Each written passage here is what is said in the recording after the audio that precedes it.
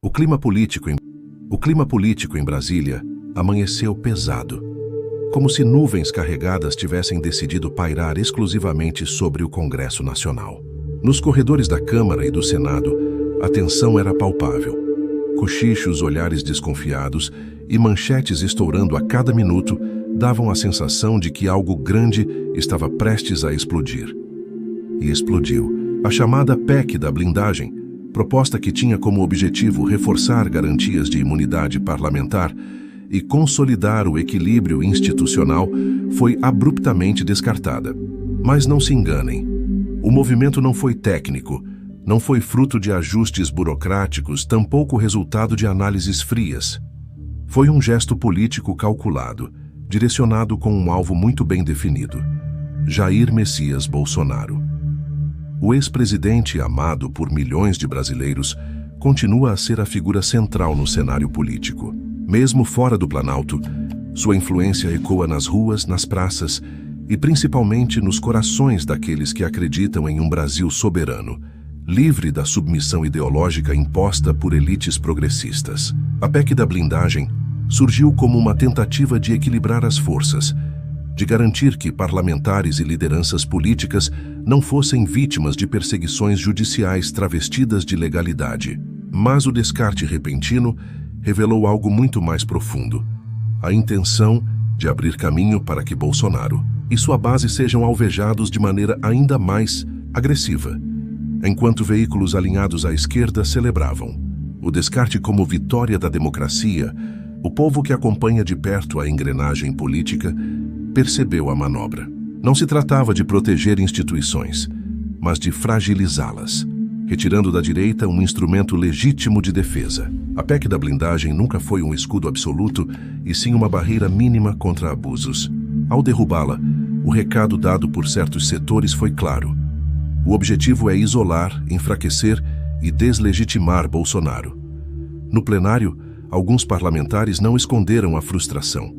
Deputados e senadores alinhados à direita se manifestaram de forma contundente, afirmando que a decisão foi mais um episódio do chamado teatro democrático, onde a cortina da legalidade encobre um roteiro já escrito.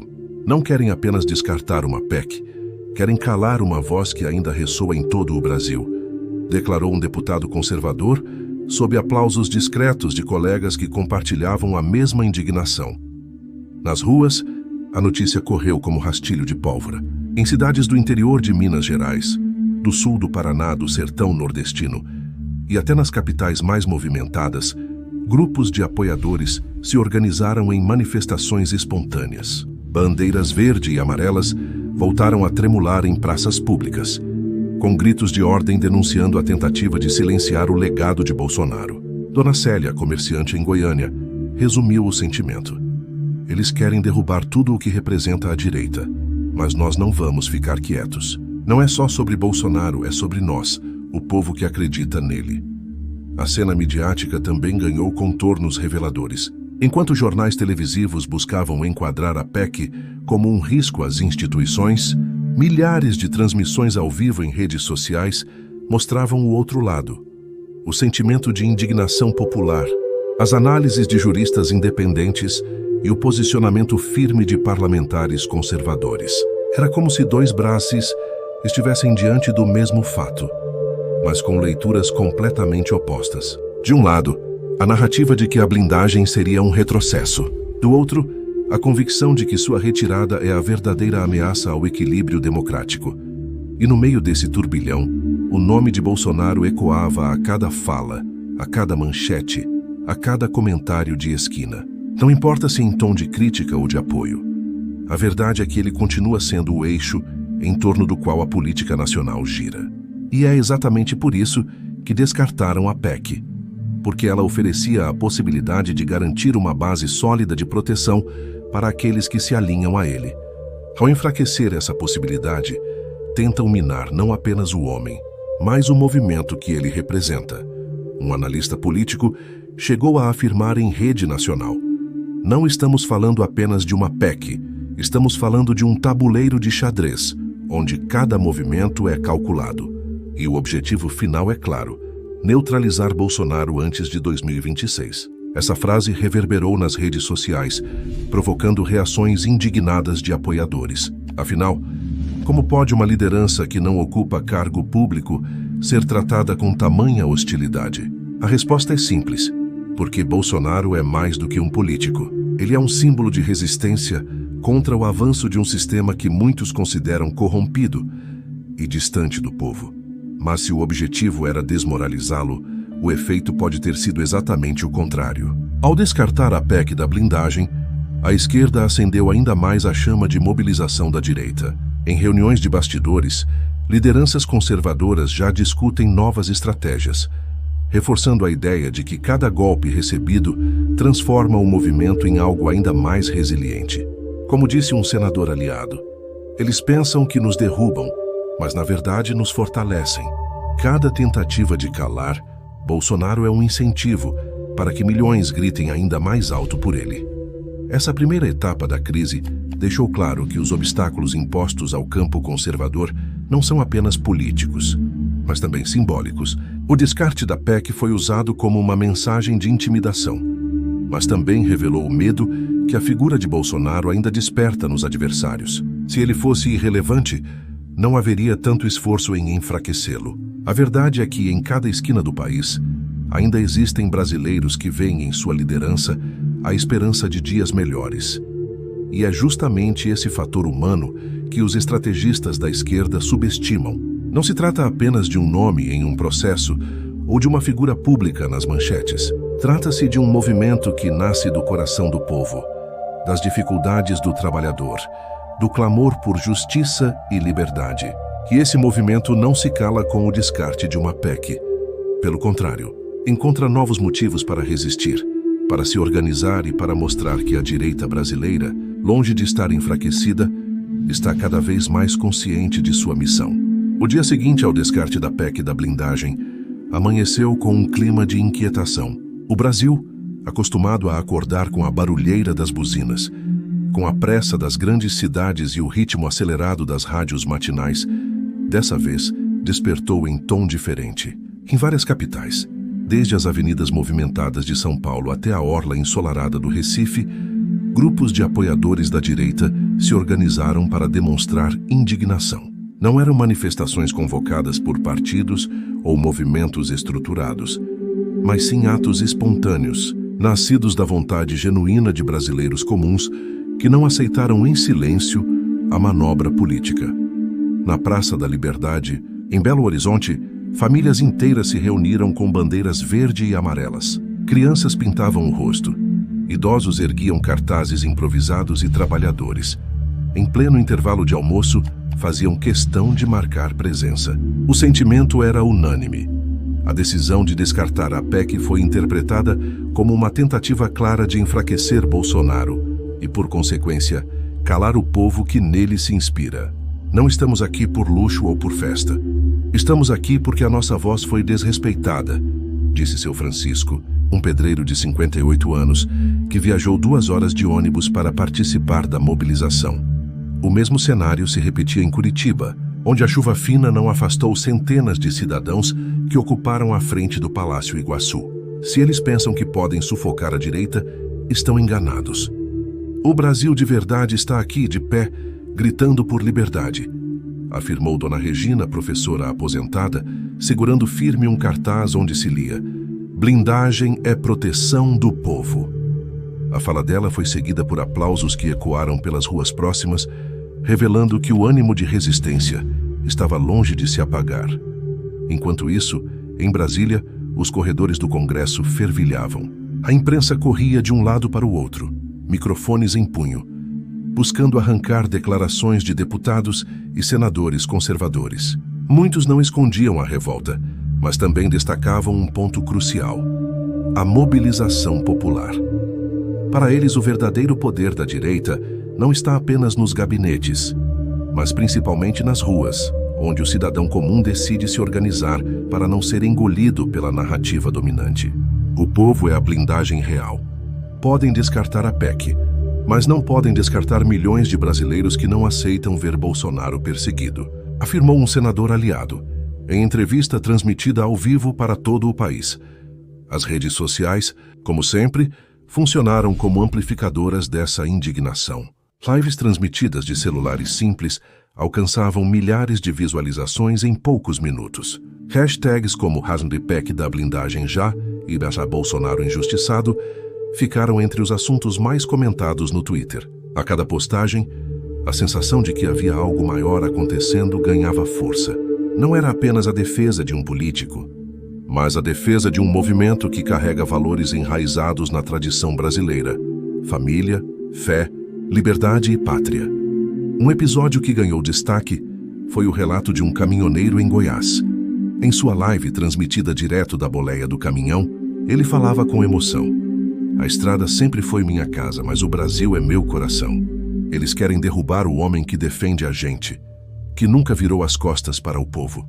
Não vamos deixar isso passar em branco."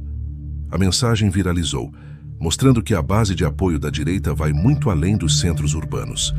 Está nos rincões, nas fazendas, nas rodovias, no coração pulsante do Brasil profundo. Nesse mesmo dia, juristas independentes concederam entrevistas alertando para os riscos de se enfraquecer o mecanismo que a PEC representava. Eles lembraram que blindagem não significava impunidade, mas sim a garantia de que acusações não fossem usadas como instrumentos de perseguição política. É preciso entender, sem segurança institucional, qualquer liderança pode ser destruída não por seus erros, mas por interesses de adversários, explicou um renomado advogado de São Paulo, em tom sério. Suas palavras foram recebidas como um sopro de lucidez em meio à avalanche de manchetes tendenciosas. Mas o mais impressionante foi perceber como a narrativa de resistência ganhava contornos emocionais. Em Fortaleza, uma senhora chamada Maria das Dores, costureira, gravou um vídeo em lágrimas dizendo: "Eu criei meus filhos acreditando em valores. Bolsonaro foi o único que olhou para nós, simples trabalhadoras. Agora querem calar ele, mas enquanto eu tiver voz, vou gritar por ele todos os dias." O vídeo comoveu milhares de pessoas e se tornou símbolo da espontaneidade do apoio popular.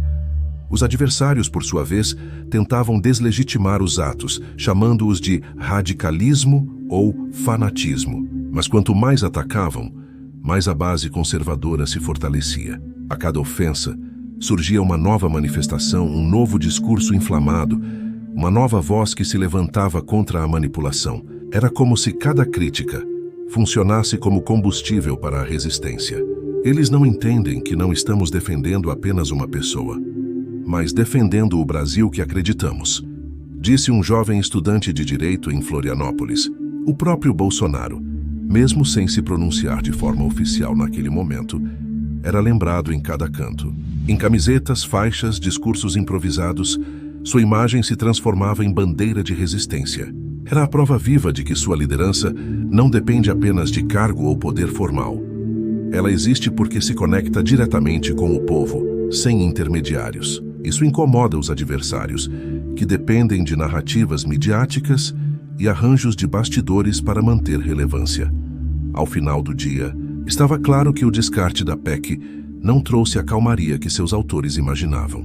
Pelo contrário, provocou uma onda de mobilização inédita em termos de velocidade e espontaneidade. Se a intenção era enfraquecer a direita, o resultado foi o oposto.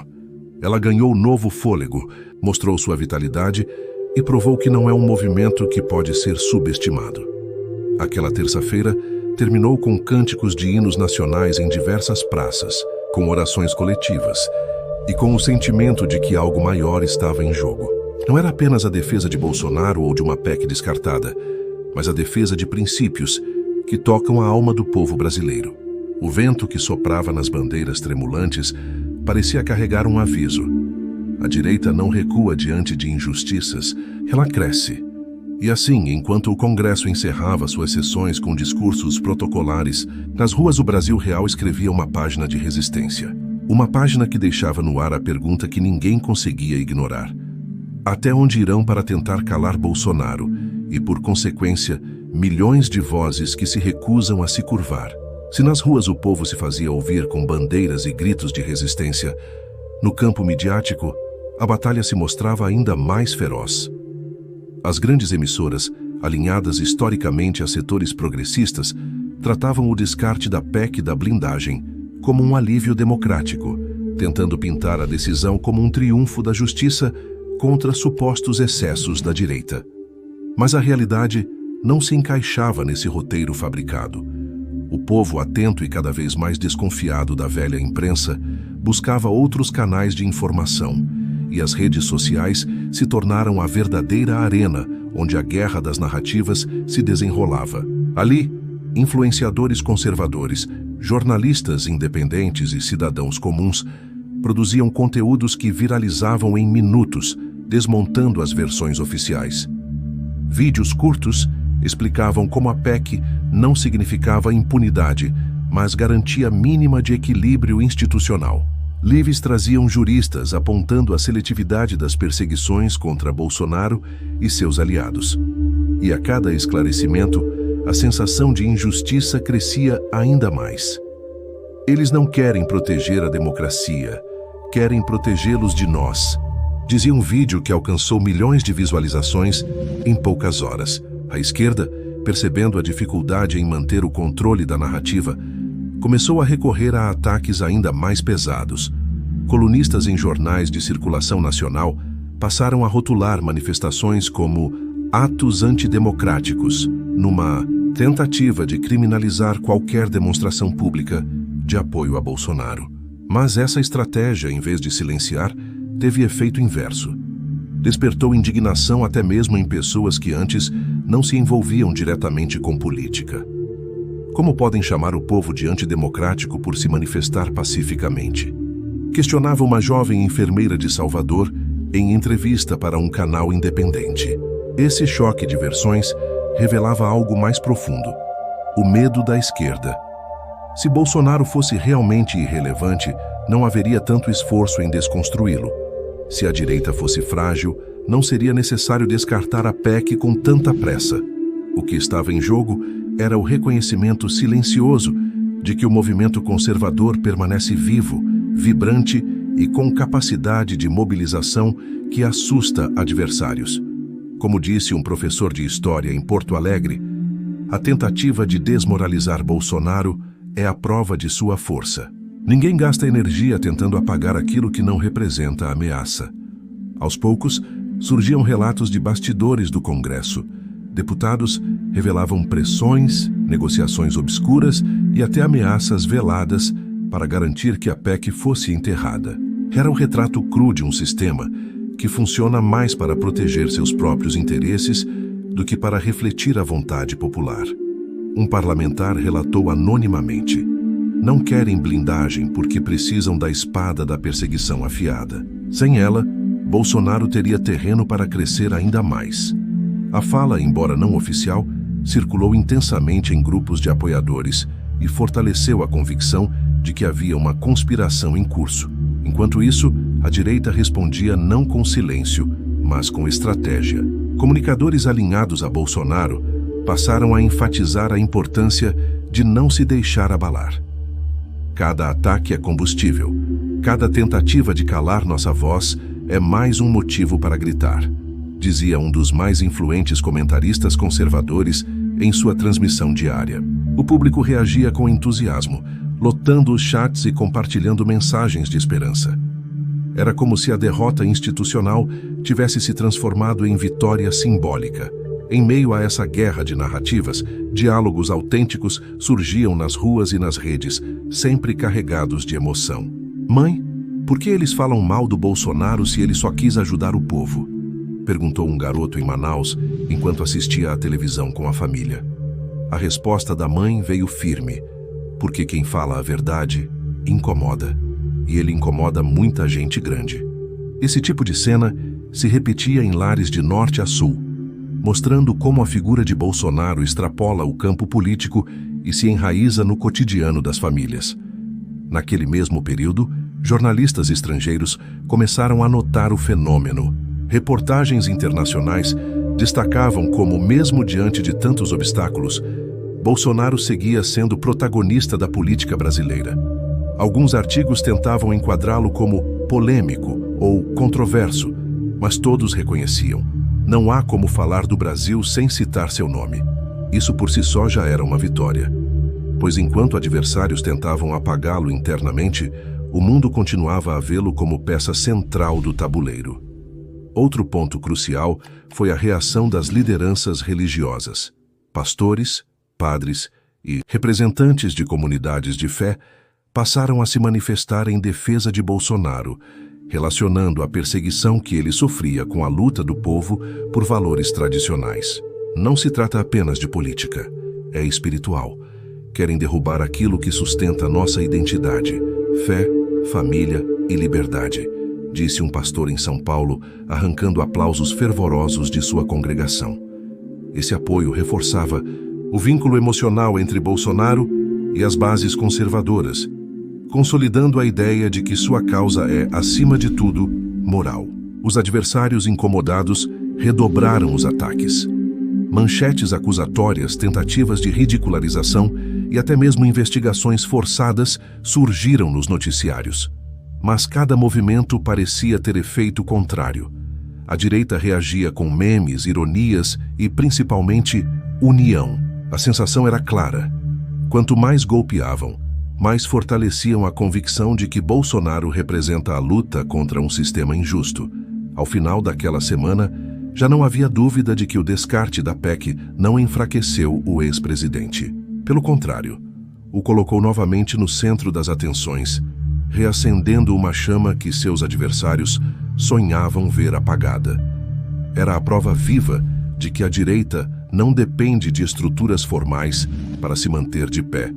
Seu verdadeiro alicerce é o povo, espalhado por cada canto do Brasil, disposto a resistir diante de qualquer injustiça.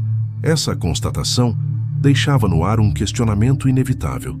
Se a esquerda teme tanto a força de Bolsonaro fora do poder, o que acontecerá quando essa força se transformar novamente em candidatura, em mobilização eleitoral, em esperança de milhões?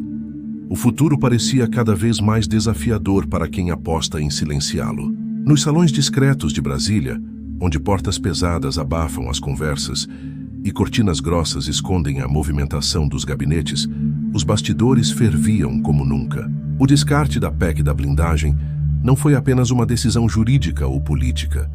Foi uma demonstração de força de grupos que, ao perceberem a vitalidade de Bolsonaro e de sua base, decidiram agir de maneira calculada. O curioso é que, enquanto tramavam longe dos olhos do povo, os movimentos desses setores eram rapidamente descobertos e expostos pelas vozes conservadoras que não se calam. Relatos de parlamentares revelavam pressões insuportáveis. Deputados recebiam telefonemas no meio da madrugada. Senadores eram procurados em reuniões sigilosas e, em muitos casos, a mensagem era direta. Apoiar a PEC significava comprar briga com o sistema inteiro.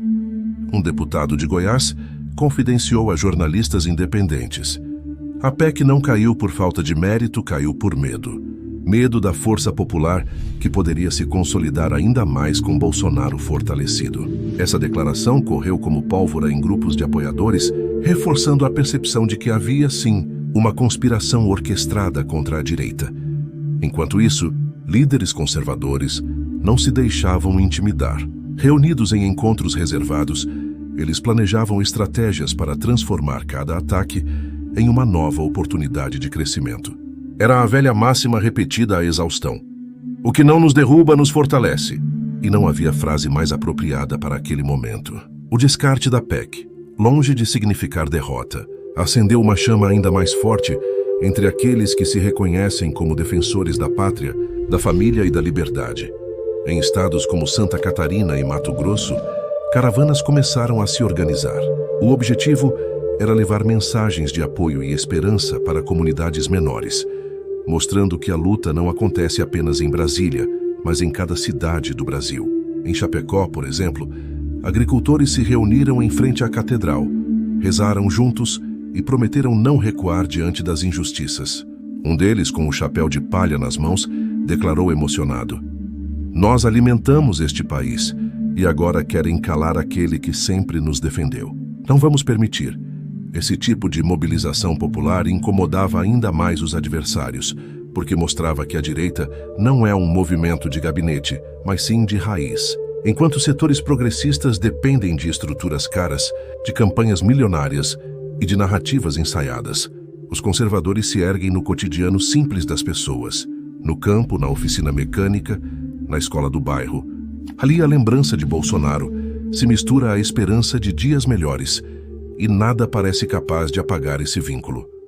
Nos bastidores do poder, figuras influentes da esquerda admitiam discretamente o temor. Um assessor confidenciou a uma revista que o maior erro seria subestimar a capacidade de Bolsonaro de se reinventar diante das adversidades.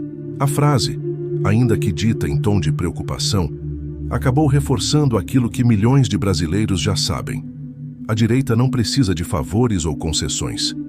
Precisa apenas de espaço para respirar, porque a energia vem do próprio povo. O papel das lideranças regionais também ganhou destaque. Governadores alinhados ao campo conservador começaram a emitir notas oficiais, defendendo a necessidade de equilíbrio institucional e condenando qualquer tipo de perseguição política. Em um desses comunicados, o governador de um importante estado do Sul afirmou: "Blindagem não é privilégio, é proteção contra o abuso. Sem ela, abre-se caminho para que interesses escusos ditem os rumos do país." Suas palavras ecoaram forte, mostrando que a resistência não está centralizada apenas em Brasília, mas espalhada por todo o território nacional. No meio dessa turbulência, diálogos emocionantes surgiam entre cidadãos comuns. Em uma padaria de Recife, dois senhores discutiam a situação enquanto tomavam café. Eles acham que vão apagar Bolsonaro, mas só estão escrevendo o nome dele ainda mais fundo na história, disse um deles. O outro, assentindo com a cabeça, completou: "Se o homem fosse fraco, não gastariam tanta energia contra ele." Essas conversas, repetidas em milhares de esquinas pelo Brasil, mostram como a percepção popular ultrapassa qualquer narrativa fabricada. Enquanto adversários buscavam fragilizar o movimento conservador, a direita demonstrava resiliência em todos os aspectos. Nas redes sociais, a criatividade dos apoiadores produzia desde análises sérias até memes que ironizavam os ataques. A combinação de humor e firmeza política transformava cada golpe em combustível para a militância. Se querem guerra de narrativas, nós temos povo, temos fé e temos verdade. Eles têm apenas manchetes pagas, dizia um influenciador em uma de suas transmissões ao vivo, arrancando risos e aplausos virtuais. A essa altura, a percepção geral era de que o descarte da PEC, em vez de dividir, uniu ainda mais os conservadores. Parlamentares que antes divergiam em alguns pontos passaram a se alinhar em defesa de Bolsonaro, reconhecendo que a luta não é apenas individual, mas coletiva. A ideia de que o ataque contra o ex-presidente é, na verdade, um ataque contra todos que compartilham de seus valores, consolidou uma aliança que parecia improvável em tempos recentes. Os bastidores mostravam ainda que a estratégia da esquerda tinha um limite perigoso. Quanto mais tentava sufocar, mais fortalecia o espírito de resistência. E esse espírito, nutrido pelo sentimento de injustiça, tornava-se praticamente inquebrável. Era como se a cada porta fechada em Brasília, milhares de janelas se abrissem nas casas do povo brasileiro. A resiliência da direita estava mais evidente do que nunca. Ao cair da noite, com as luzes de Brasília refletindo nas cúpulas do Congresso, a sensação era clara. O jogo estava apenas começando. O descarte da PEC foi o estopim, mas não seria o ponto final. A direita, unida e fortalecida, mostrava que possui algo que adversários jamais conseguirão comprar ou manipular: o apoio genuíno do povo. E diante desse quadro, uma pergunta inevitável pairava no ar, inquietando tanto aliados quanto opositores. Qual será o próximo passo de Bolsonaro diante dessa ofensiva? As horas que sucederam o descarte da PEC da blindagem já não carregavam mais apenas o peso da indignação. Carregavam, sobretudo, a sensação de que um novo capítulo estava sendo escrito na história política do Brasil. Se a intenção de setores alinhados à esquerda era sufocar a direita, o efeito foi exatamente o contrário. Despertaram um gigante. Esse gigante não tem rosto único. Não se resume a gabinetes em Brasília. Ele se espalha por cada canto do país. Dos pampas gaúchos às areias do Nordeste. Dos bairros humildes das periferias às avenidas iluminadas das grandes capitais. Esse gigante se chama povo brasileiro e seu grito ecoa em uma só voz. Bolsonaro é mais do que um homem, é um movimento. E esse movimento já deixou claro que não se curva. Enquanto colunistas, progressistas celebravam a queda da PEC como se fosse uma vitória definitiva, a base conservadora transformava a derrota institucional em combustível. Nos grupos de mensagens, nas conversas de barbearia, nos cultos religiosos e nas salas de aula, o tema era sempre o mesmo. A perseguição contra Bolsonaro é a perseguição contra todos que acreditam em valores como fé, família e liberdade. A cada ataque, surgia uma resposta mais forte, mais convicta, mais firme. Em Brasília, os corredores do poder respiravam tensão. Senadores e deputados alinhados à direita já articulavam novos projetos, novas frentes de batalha, conscientes de que a luta não pode parar. Blindagem não é apenas uma PEC, é o símbolo da proteção contra o abuso. Se derrubaram esse símbolo, vamos erguer outros ainda mais fortes, declarou um parlamentar em coletiva. As palavras foram recebidas com entusiasmo, pois deixavam claro que não haverá recuo. A direita ferida não sangra em silêncio. Ela se reorganiza, se fortalece e retorna ainda mais determinada. A presença de Bolsonaro, mesmo sem cargo público, seguia sendo o maior trunfo. Seus discursos, suas aparições e até mesmo seus silêncios tinham o poder de movimentar multidões. Essa força incomoda profundamente os adversários, porque escapa ao controle da velha política. Enquanto outros dependem de arranjos de bastidores, Bolsonaro depende apenas do vínculo direto com o povo. É essa conexão que garante sua relevância e explica o desespero de quem sonha em vê-lo esquecido. Naquela semana, diversas lideranças regionais intensificaram encontros com suas bases. Em Porto Alegre, agricultores lotaram auditórios para ouvir parlamentares conservadores. Em Manaus, grupos de jovens organizaram vigílias em apoio à direita. Em Fortaleza, caravanas de motociclistas percorreram avenidas inteiras em homenagem a Bolsonaro. Esses atos não eram apenas demonstrações de apoio, eram provas vivas de que a chama permanece acesa e de que a PEC da blindagem, ao ser descartada, acabou se transformando em símbolo de resistência. Mas não se tratava apenas de mobilização política. Havia também o aspecto humano, a certeza de que milhões de brasileiros enxergam em Bolsonaro não apenas um líder, mas uma inspiração. Em uma comunidade simples do interior do Maranhão, um pai de família afirmou com convicção: "Eu nunca tive voz. Bolsonaro falou por mim. Agora que querem calá-lo, eu é que vou gritar ainda mais alto." Essa frase, gravada em vídeo e compartilhada nas redes, viralizou em poucas horas, tornando-se emblema do sentimento popular. Os adversários, percebendo que a ofensiva não surtiu o efeito esperado, redobraram os ataques. Investigações seletivas, manchetes alarmistas e até ameaças veladas voltaram a aparecer. Mas já era tarde. O povo havia despertado. A cada nova tentativa de fragilizar Bolsonaro, surgia uma reação ainda mais vigorosa. Era como tentar apagar um incêndio jogando gasolina. A esquerda, acostumada a manipular narrativas, não conseguia lidar com a espontaneidade do apoio popular. No exterior, observadores internacionais também passaram a destacar o fenômeno. Analistas políticos reconheciam que Bolsonaro segue sendo um dos líderes mais influentes da América Latina, mesmo fora do poder. Para muitos, esse é o verdadeiro sinal de grandeza. Não é o cargo que faz o líder, é a capacidade de inspirar, de mobilizar, de despertar esperança em milhões. Essa constatação assustava adversários e enchia de orgulho aqueles que acreditam no legado conservador. Enquanto isso, a direita brasileira amadurecia. O descarte da PEC revelou falhas, mostrou as armas do adversário e expôs as fragilidades institucionais. Mas também consolidou uma lição fundamental. A luta não pode depender de uma única frente.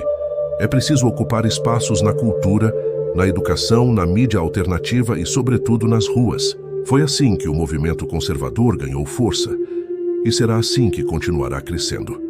Os diálogos entre apoiadores tornaram-se ainda mais marcantes. Em São Paulo, um jovem estudante disse a seu professor: "Eles podem derrubar projetos, mas não derrubam ideias. Bolsonaro já é parte da nossa história." O professor, também conservador, respondeu: "E uma vez na história, ninguém mais apaga. Essa troca simples em uma sala de aula qualquer simboliza a dimensão do movimento. Não é passageiro, não é moda. É transformação profunda na consciência de milhões. Ao cair da noite, enquanto o noticiário insistia em retratar a situação como derrota, praças e avenidas de norte a sul ecoavam cânticos do hino nacional. Pessoas comuns de todas as idades se uniam em um só coro, reafirmando que a direita não se rende. As bandeiras verde e amarelas tremulavam ao vento, iluminadas pela luz dos postes e pela chama do patriotismo. A cena era emocionante. Não havia como negar que algo grandioso estava acontecendo. E assim, entre ataques e resistências, ficou evidente que o legado de Bolsonaro não depende de PECs ou de decisões de gabinete. Seu verdadeiro legado é o despertar de um Brasil que se recusa a ser silenciado. Um Brasil que acredita em sua força, que valoriza seus símbolos, que honra sua fé e que não abre mão de sua liberdade. O futuro permanece incerto e os obstáculos certamente continuarão surgindo. Mas uma certeza já está gravada na história. A direita brasileira, inspirada por Bolsonaro, não será apagada. Pelo contrário, cada golpe recebido transforma-se em combustível para novas vitórias. A PEC da blindagem pode ter sido descartada, mas aquilo que ela simbolizava, a luta contra a perseguição e a injustiça, está mais vivo do que nunca. E a pergunta que agora atormenta os adversários é inevitável.